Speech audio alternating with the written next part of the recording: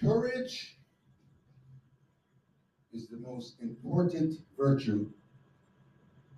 For without courage, no other virtue could be practiced consistently. It's a quote by Miss Maya Angelou. For you to begin to change how you see yourself, you must be able to see how courageous you are. What's wrong?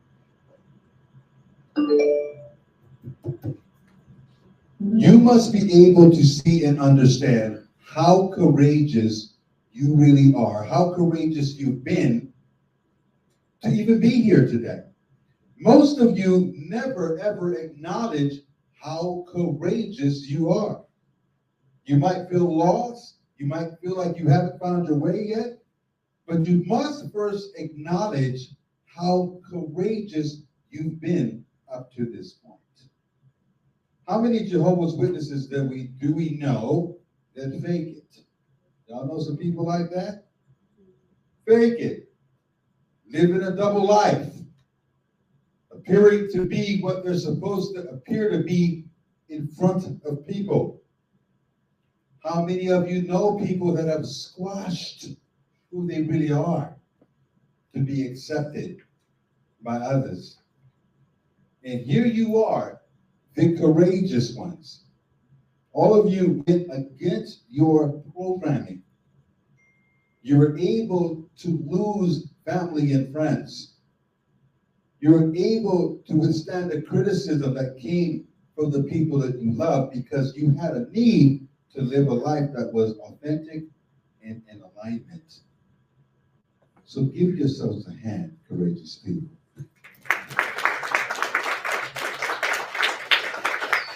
See, many times when you look at the problems of your life, or things that you faced in your life, things that where you disappointed yourself, it usually goes back to you not being courageous enough to make a decision that you know you were supposed to make. Raise your hand if that sounds familiar to you.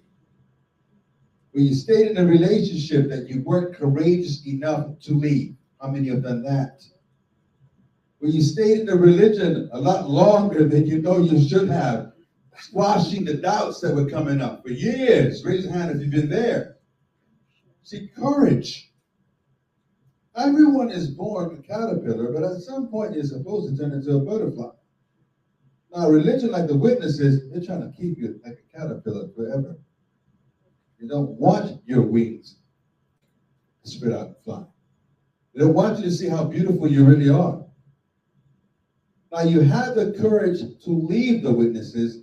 Now you have to have the courage to finish the journey. See, everything you want in life is on the other side of courage. You got to push through what's uncomfortable. Remember this. I just put this up on Facebook a couple days ago. Everything you want is outside of your comfort zone. If it was within your comfort zone, you already possess it. You got to get used to the stretch. See, what the witnesses do is they create this comfort zone for you. That's why it's hard to leave. A comfort zone of friends, a comfort zone of community, a comfort zone of knowing exactly what to expect. What you want in life is going to be found in unexpected places. Opportunity is found in very uncomfortable places. How many of y'all go to the gym or have been to the gym? You know, your muscles don't grow unless you push them. If you go 1, 2, ooh, that's hard. Nothing's going to happen. Growth is always in uncomfortable places. And how many of you right now are in an uncomfortable place? How many of you feel like you're neither here nor there? I left the religion, but I haven't arrived anywhere else. That's a very uncomfortable place to be. I can feel like hell sometimes. A lot of people go back to the religion not because they believe it. They go back to the religion because they know what to expect. They don't believe it. They just know what to expect. So you've got to complete the journey. If you jump off the Titanic, you better be rowing. You got to complete the journey. You have to know that there's something in you that's always been trying to come out. Your true self has always been trying to come out. This butterfly has always been trying to emerge. And it's uncomfortable. When a butterfly's in that cocoon, it's uncomfortable. It's going to take as long as it takes, as long as you keep making progress. Everybody's different. Don't ever compare yourself to somebody else. You know what happens when they bust the cocoon open early? It won't live. You're on your own journey. But remember, it takes courage. You, young lady, were very courageous to come up here and say what you said. If you keep living life with that kind of courage, the sky is the limit. Believe that. That kind of courage. You see, when you're living with courage, you're not living a life to make other people happy. Let me tell you one thing you won't ask on your deathbed. When you're an old man or old lady, one thing you will not ask yourself is, did I make everyone happy with the life I lived? You will not ask that question. So if you know you won't ask that question, then why are you going to live that kind of life? You will not ask that question. Some of you are living a life where you're beating yourself up over mistakes that you made. But you know what they found when they interviewed people who were on death's door? It's never about the things that they did. Everyone's done silly things. The regret is about the things they did not do. The things they didn't have the courage to do. The things that they left unlived. So keep living with boldness. You see, children are closer to the truth than adults. Why do you think she got up there? Because children are closer to the truth. There's less layers of the lie. It is easier for younger people to see what is correct about themselves. But as we get layered with the lie, we start living a lie that doesn't even make any sense to us. When someone doesn't believe in themselves and you ask why, they can't even answer you. We had some of these discussions last night at lunch, right? We had that discussion. You feel a certain way, you don't even know why. Oh, I don't believe in myself. Why don't you believe in yourself? I don't know. Why do you have all this negative self-talk? Because I know not how you feel. Give me a real, tangible reason why you're not good enough. They can't tell me. Because it's a lie. You bought into something that's not true. You bought into a religion that told you you were damaged. Didn't that religion tell you it's like a cake mold, it's got a dent in it, so we all got a dent in us, something wrong with us, something inherently wrong with us as human beings? That's the first lie. How are you going to tap into what's great about you if you're walking around thinking that you're inherently flawed? That's life of a human being. Is we live and we learn. We make mistakes and we learn from the mistakes. Mistakes that we make are made for us to learn from, not for us to beat ourselves up over. You see, when you beat yourself up over the mistake, you keep making the same doggone mistake over and over and over again. But when you learn from it, when you understand this is part of human life, that we make mistakes and we learn from them. What were you taught as a witness? You made a mistake. Did people get closer to you? No. They punished you. People treated you like a leper. Or they abandoned you. They kicked you out. What does that have you do in your mind? How do you view yourself when you made a mistake? What kind of sense does it make? I made a mistake, was it 2014? I made a mistake in 2019. I'm begging to come back over one night in 2019. That's silly. You're forgiven the second you forgive yourself. And you can do that in a split second. You just forgive yourself. You just take the lesson. And you step into your greatness. You see, everyone has a gift and a talent that is greater than almost everyone in this room. Everyone is. If you don't know what it is, you just don't know what it is. It's there.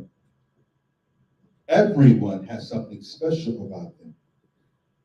You see, you're not on this planet to serve an organization. You're not on this planet to serve, what's the word I'm looking for, a narcissistic God. You're here to live in the fullness of who you are, to use your gifts, your talents, your abilities in the fullness. That's why it's called a gift. You are here to live in the fullness of who you are and to add value to the lives of others by you becoming the fullness of who you're supposed to be. Does that make sense? And who is anyone to tell you that you're lesser than? Most times we're simply carrying on the story of the people before us. If your parents didn't think enough of themselves, they couldn't think enough of you.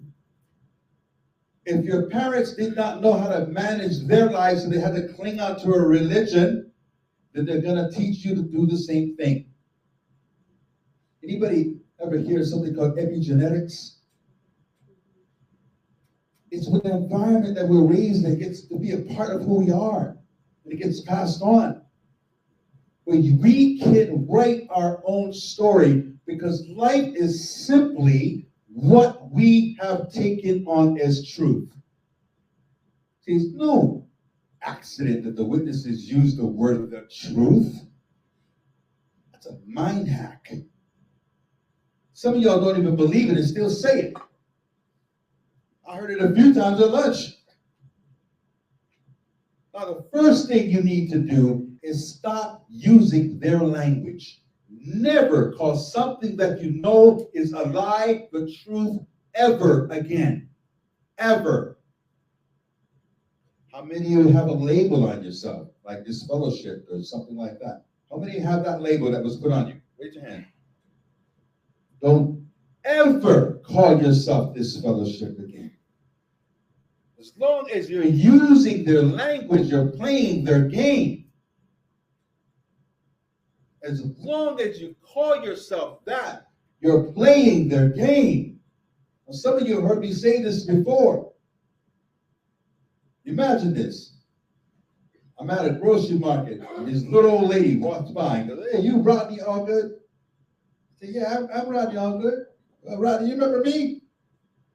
"No, I don't think so." "Mrs. Connors, I was your high school counselor."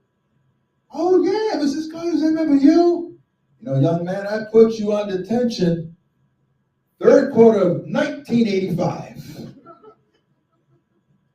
And you're still on detention, young man. I never took you off." I look at her like, "You crazy old lady. That's 39 years ago." Some of y'all calling yourself disfellowship, been out 10, 12, 15 years, still using the label. You're playing their game. Never, ever call yourself by their words. You're simply not a witness. See, as long as you're disfellowship, a disfellowship person is an exiled Jehovah's Witness. See what I'm saying? It still ties you to it. You're an exiled or punished Jehovah's Witness. When you're done, you're done. When you were 21, did it matter if you dropped out, got kicked out, and graduated high school? No. Unless you're trying to go to college or something, but in your day-to-day life, you don't refer to it. "Hi, I'm so-and-so, I'm a high school dropout." You don't say that.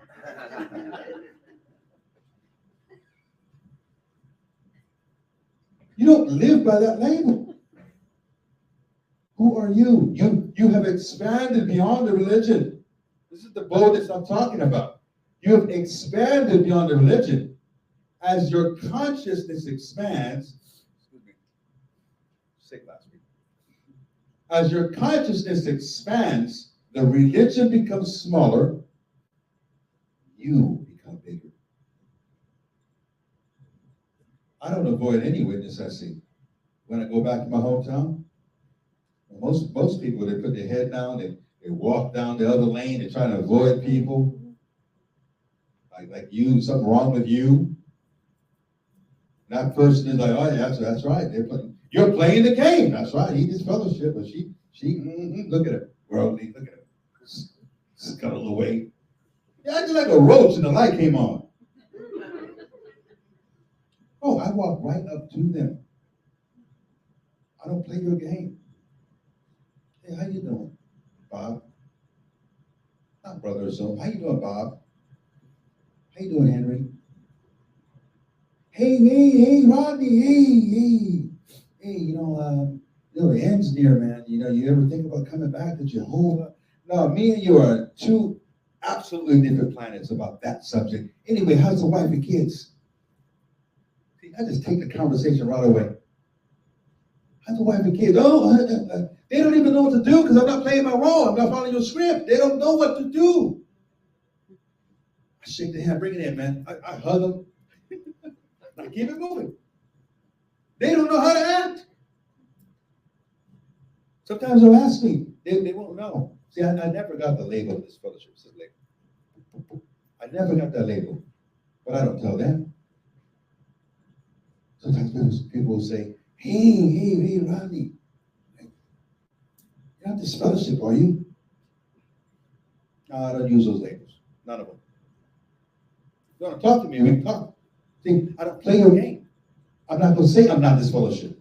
I don't play your game at all. Why? Because I've evolved beyond it. I've evolved beyond it. I became big while it becomes smaller and smaller and smaller. So when you step into your boldness, you allow that to become small, meaningless. They have the power that you give them. No reverence.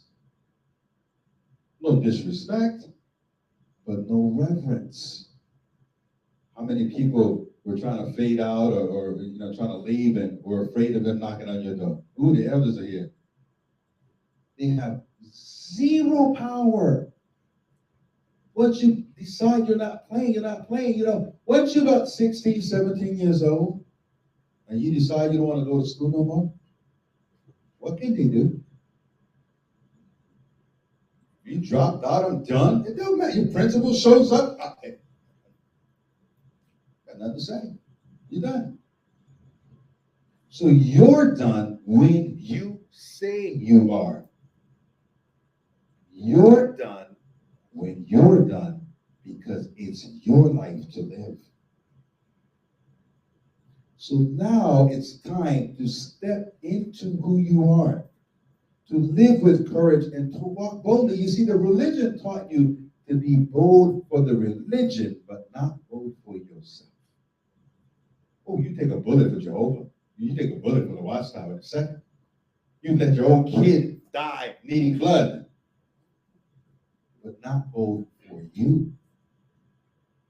Your obligation is to be bold for you, because if not you, then who? If not you, then who? Your obligation is to yourself, because when you are focused on yourself, you are of greater use to others. It's not selfish. Focusing on yourself is not selfish.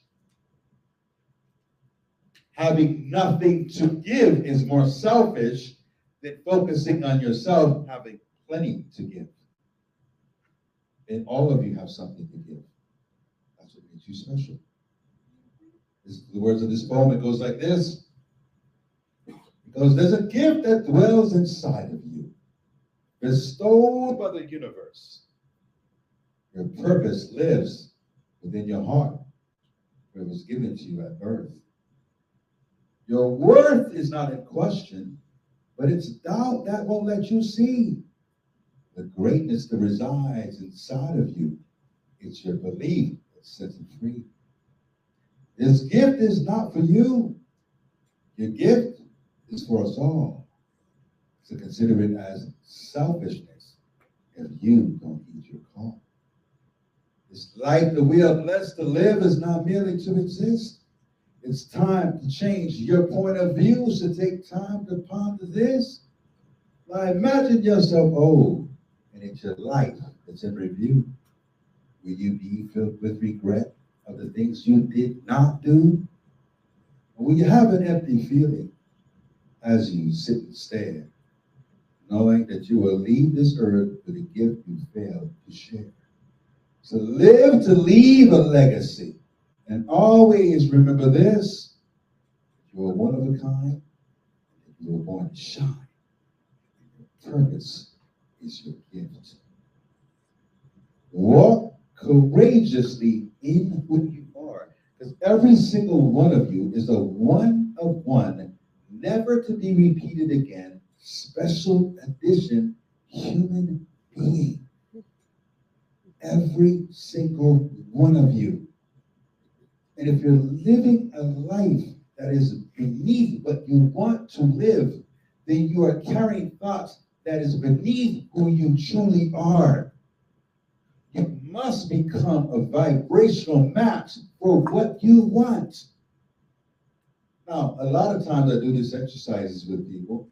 Raise your hand if I've done it with you. Or I'll take it, if you're a woman, and I'll say to me, look at me in the eyes, and say to me, I'm a phenomenal and amazing woman. Who's done that exercise with me? And how many of you had a hard time doing it? Raise your hand. But all of you want a phenomenal and amazing life, don't you? And if you want that life, then you've got to be a match for that. And for most of you, when I ask you, tell me why not? You go, I can't say it, Rodney. Oh, this feels weird. Oh, it's uncomfortable. Oh, my God. I can't look at you. And I said, tell me why not? What did most of you say? I don't see myself. There's not a peep usually. There's got to be something. They can't find it because it's nothing but a lie. It's something that usually carried on from a previous generation. And it's just a lie. You are not your parents. There was a line in the song that Debbie had me play earlier. It says, you are not all of that. You are not a story to be carried on. This life is your journey. That religion might have been your parents' religion or somebody else's religion, but it doesn't have to be yours. For a lot of you, your parents went on their search and they found the witnesses and said, that works for me. Okay, that works for you. I'm not you. You are free to go on your own journey. Now, part of living in courageousness or being a courageous person is the ability, listen to this closely, is the ability to let people down. You will not live a courageous life if you're not willing to let people down.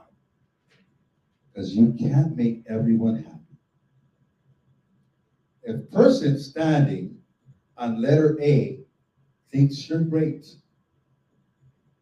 a person standing on letter Z thinks you're equally great. A, B, C, D, E, all the way down, everybody thinks you're great. You're probably living the life of a comedian. You see, you got to be okay with some people not liking you. You can't be everybody's cup of tea. It doesn't make you wrong.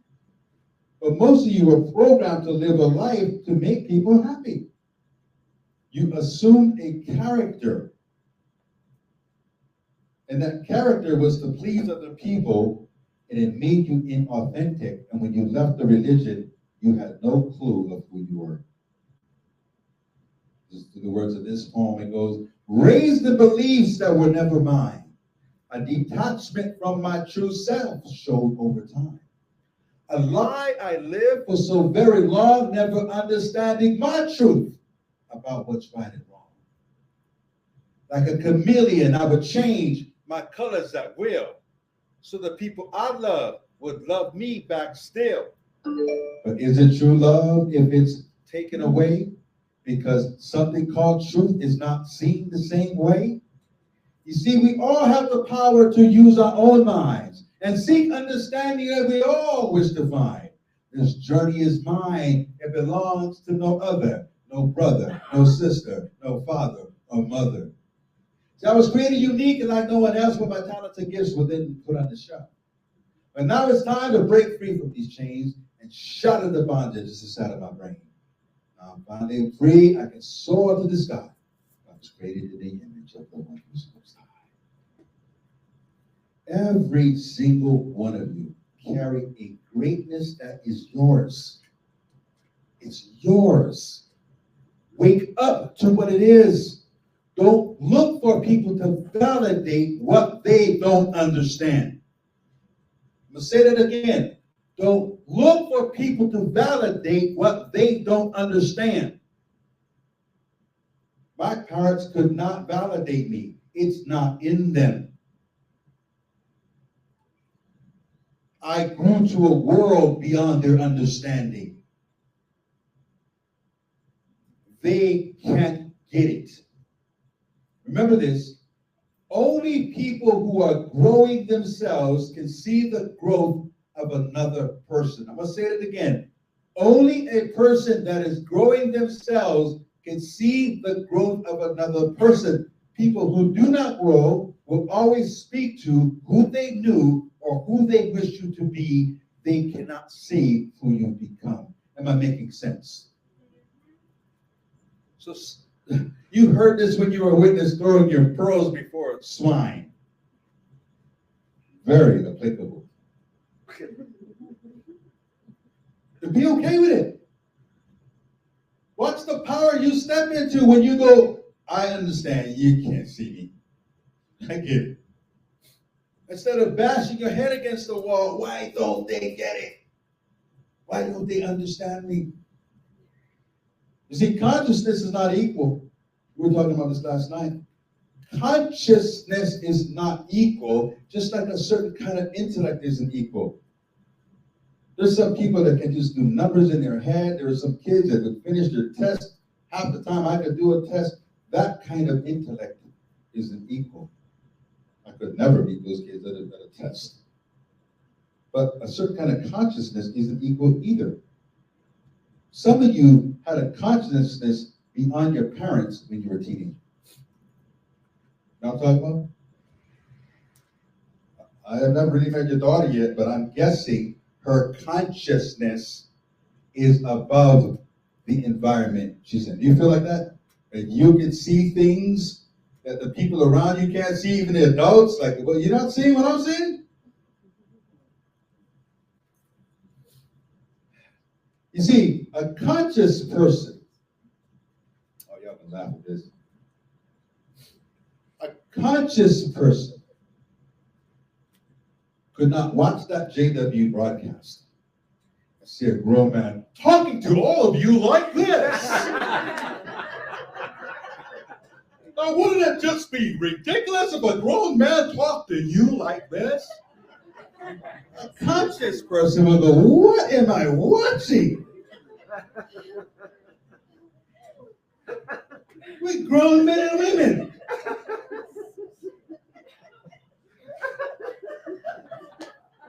Oh, flashbacks. I mean, all that stuff happened long after I left. If I was still a witness, that'd have been it. I'd been close the computer.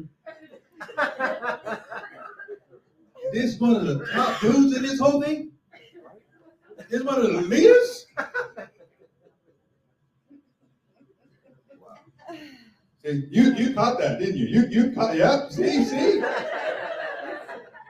She's 17 years old, but she got the concept. This makes no sense listening to this man telling me what I'm supposed to do with my life. One more time, Rodney. Please. All right, just one more time.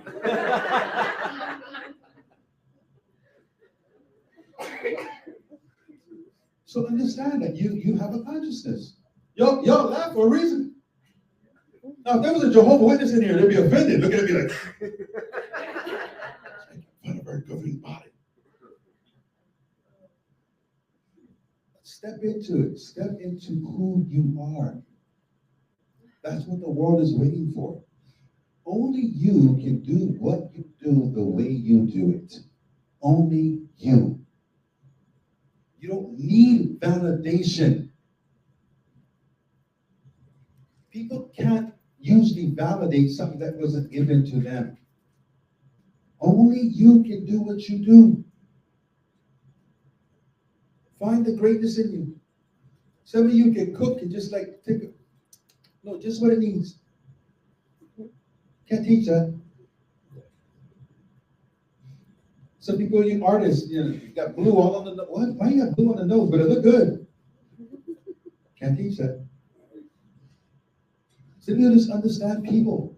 All your friends come to you with their problems because you always got sound advice for it. You can't teach that. What is it that you have? Stop telling yourself a small story. Remember this, when it comes to courage, when it comes to belief, when it comes to boldness, your enemy is two things, doubt and fear. Doubt and fear. Remember what I'm going to say. A little bit of doubt ruins a whole lot of belief. Certainty is your friend. A little bit of doubt ruins a whole lot of belief. What do I mean by that? If I took a big glass of water, clean water, and I put one tablet of cyanide in the water, one little tablet of cyanide, and I'm like, MP, get some water, man. 99% water, just 1% cyanide. Cough that up. No. Because that 1% cyanide made that 100% poison. And that is what doubt is like to your dreams. You got to block out people you love. You got to block out your mom and dad. You got to block out your siblings sometimes. Just because they are who you are to you doesn't mean you validate them. Watch who you validate in life. You can't validate everybody. You got to have thick skin because as you progress, the more garbage is going to come your way from certain kinds of people until you get validated. Choose who you validate. I already know who I validate. Very few people. If you're not on my validation list, you sound like the adults in Charlie Brown to me. Wah, wah, wah, wah, wah, wah.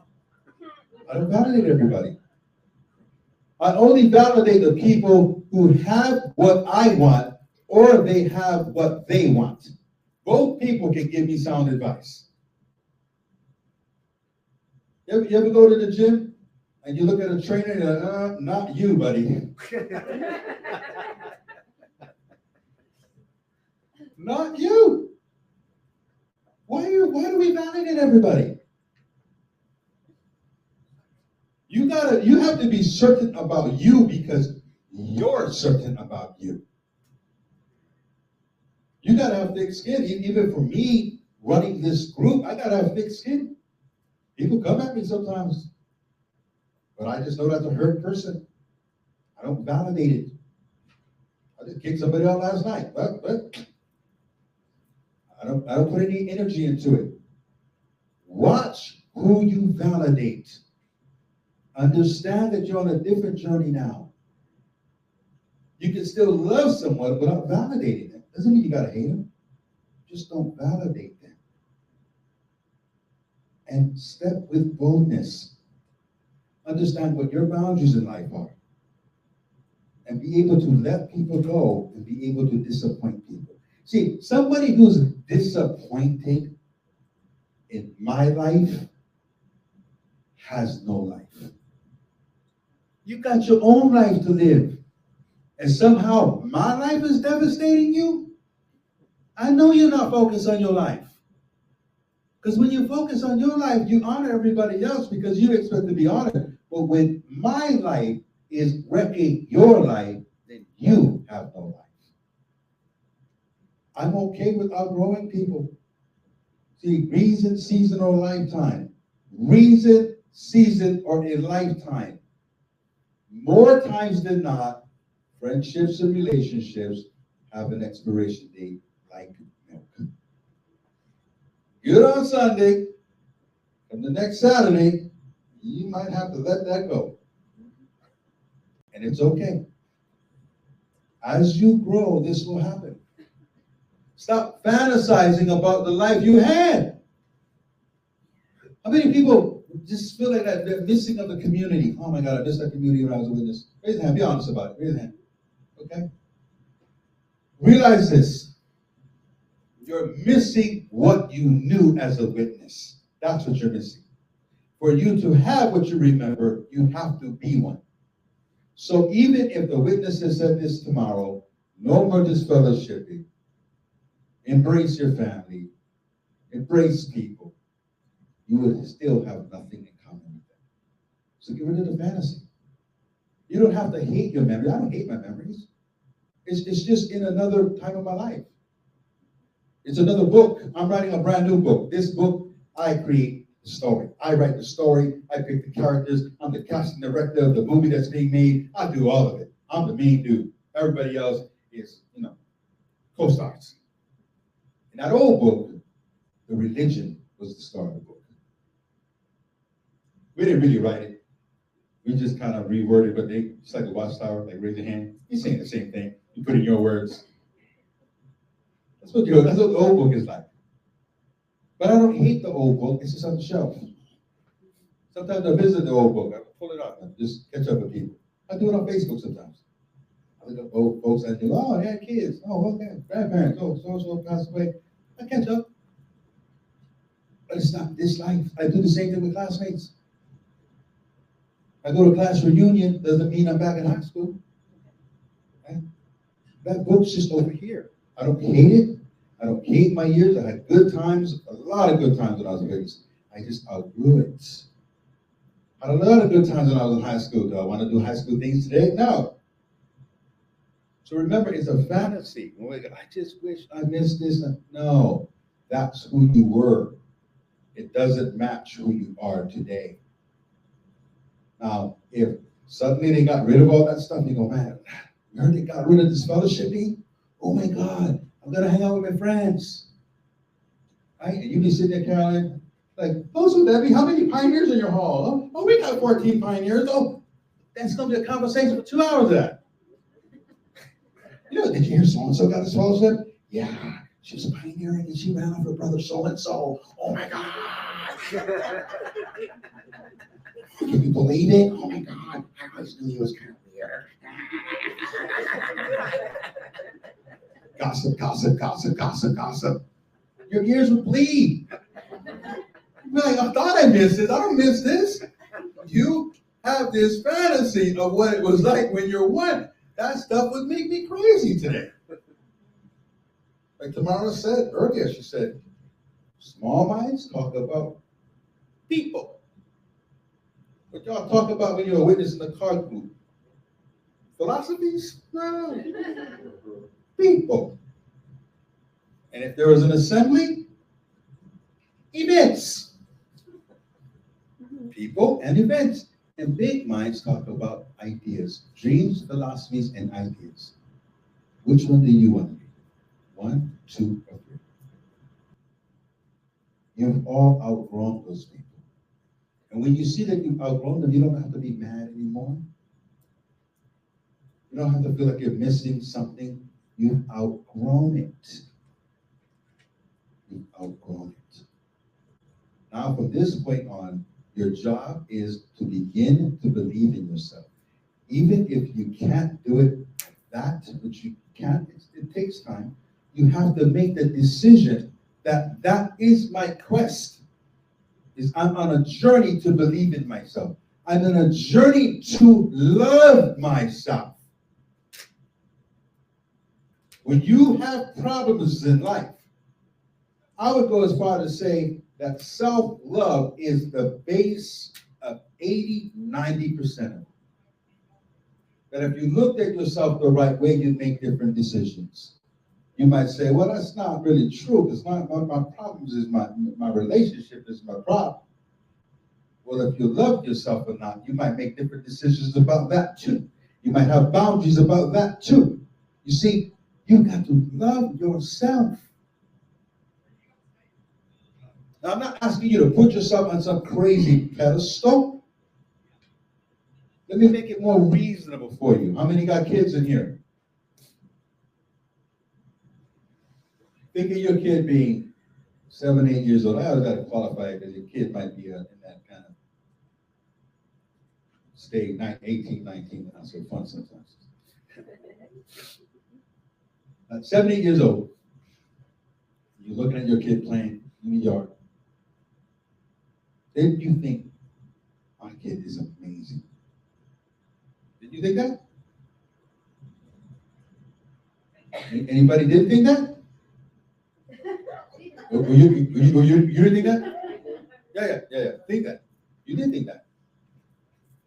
All I'm asking you to do is put yourself in the same category as your children. Who gave birth to that child? How is your child amazing and you're not? How did that child come from you and you say that child's amazing and you put yourself down? How's that work? Who taught the child what they know? Why would you put yourself down? Why are you not in the same category as your children? Why don't you protect yourself like your children? If your children said something out loud that was equivalent to what you say in your mind about yourself, you would correct them, wouldn't you? You said, don't you ever say that about yourself again? And don't you ever look at yourself like that again? You are an amazing little boy, little girl. You are, and you just pump them right back up. But you don't do that for yourself. What's up with that? Does that make any sense? You see, what we've done is we've taken on other people's words. We've taken other people's things. What people have said about you has very little to do about you, and it's more of a reflection of what they felt about themselves. Know that to be true. It has little to do with you and more of a reflection of how they felt about themselves. Now, let me address the ladies here because there's mostly ladies here. Remember this about men. Men don't like to show hurt. So they show their insecurity in another way. They show their insecurity by knocking you down a bit. See, women are okay with crying and showing hurt, showing disappointment. Men don't like to. So they take it out on the wife, the kids, all of that. So if you've heard something enough, and you heard something enough, and you heard something enough, suddenly you've taken it as your truth. I'll give you an example. Say this past Christmas, husband and wife, they had a good time. They went from party to party. They just ate real good. And her clothes got tight. They didn't gain a lot of weight. Her clothes just got tight. And this cruel husband starts calling her names, starts making fun. At first, she just passes it off. She said, man, I'm still wearing the same clothes. It's a little tight. I gained 7, 8 pounds. And he keeps teasing her.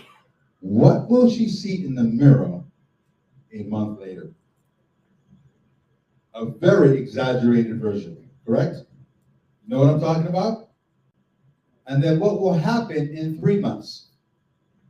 She will manifest what she saw. And that works with anything else. So once you've taken somebody's truth as your own, you think you become that person. And the person you really are is the 7-year-old child. That's who you really are. Whatever you gravitated toward, that's what you really love. When you had a wild imagination, that's who you really are. So today, I want you to make a declaration to yourself that you will stop putting yourself down, that you will stop the negative self-talk, that you will stop making yourself smaller than you are, that you will stop thinking that you're unworthy, that you will step into your power, that you will start to understand what makes you great and different and unique, that you will start living a life to your highest potential, that you will step out of your comfort zone, because for some people, their comfort zone is being a victim, because that's the story that they've accepted. And from this day on, it can be a different story if you believe. So, in closing, I'm going to show an example of what belief is like. And what it's like when you just ignore the outside forces that are trying to bring negativity your way. Okay? Now, let me show you what it's like when you validate people and how weak you physically get. You right or left hand? Right. Put your right hand like that. Okay? Hold it, and I'm going to push it, but I want you to resist me. Don't let me push it down. Okay? Watch this. Look at me when I walk by you.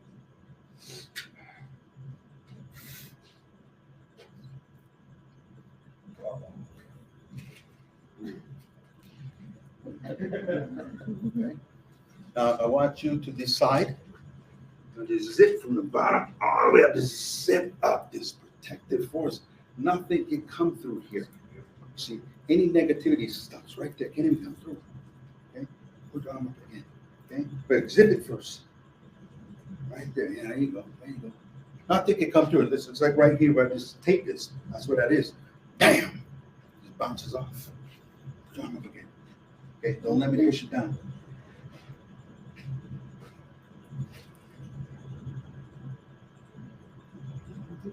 Now, even when I do this again, look at me, put it up.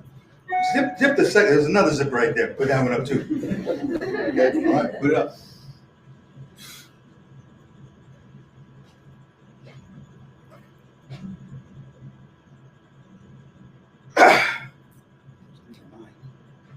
It's all in the mind. Certainty is everything. Come on. Right or left hand? Right. Finger like that. Don't let me open your fingers. Say out loud, play along with me now. I will try to hold my fingers together. I will try to hold my fingers. Say it again. I will try to hold my Say it fingers. one more time. I will try to hold my fingers together. Put them back together again.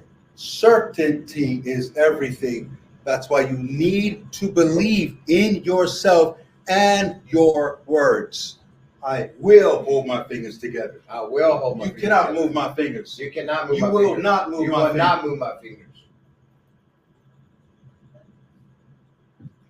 Certainty. One more thing. Stand here. Why is it that we are very, very adamant about keeping our group positive? Because energy affects everything. When you dwell on negative things, why the witnesses do this, or this pissed me off, and you just stuck there, you become physically weak when you're negative. So put your feet apart like this. Balance. I'm going to push your shoulders. I don't want you to move your feet. Now I want you to think about not a negative JW junk. Just negative. They make you mad. You met their carts again. Telling me that going to people's houses about 7 in the morning, 8 in the morning. Just think about the negative stuff, things that make you upset, okay? About all that. Don't move your feet, okay? You got those negative thoughts that you don't like, done wrong in life and all that, okay? Don't move your feet. Come back again. Think of a day that you were really proud, that you just had it going on. You were the man that day. You got that? You got that proud day? Okay, don't let me move your feet. You feeling that proud day? Don't let me move your feet. Feeling that proud day? Don't let me move your feet. Feeling that proud? Don't let me move your feet. Right? Now think of that negative stuff again. All that negative, horrible things that you don't even like thinking about. Tell me you got it. Got it? Think of all that negative stuff? Don't let me move your feet.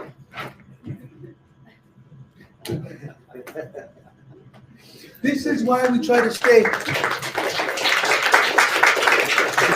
in a positive frame of mind. Your mind is everything. You can convince yourself of what you want, dwelling on what you want. Don't tell yourself a small story. If you've got something that has been a negative story, immediately start speaking of that as if it was the past. It was you, not is you. Stop saying, I always do this. I'm the kind of person that if it's negative, stop it. Like this line right here, stop it. I once was. What you are the things you haven't even achieved yet. Bring that into the present. Remember that the words I am are the two most powerful words in language because you give superpower to the words that follow it. I am not worthy. I am not. All this negative stuff, you will be right about what you're saying. It's like you're casting a spell upon yourself. Speak powerful words unto yourself. If you knock, it shall be open. If you ask, you shall receive. Now, what you need to find deep in your heart is faith and to believe. You see, having doubt is just like poison. It spreads death to all your dreams. But you're having faith is the expectation that what you see will come to be. Now, never let anyone around you tell you what you can do. For they can't comprehend, nor can they understand a dream that was meant for you. Now, the word fear stands for false expectation appearing to be real, but fear will dissipate. If you have faith, you'll find the strength that you can feel. Now, you've heard this said before, that there's nothing that you cannot do. Learn to let that sink deep in your soul and know this to be true, that if you believe down to your core, there's nothing that you can achieve. And it all begins, listen close, my friends, with a dream that you believe. Live bold, live courageously, keep moving.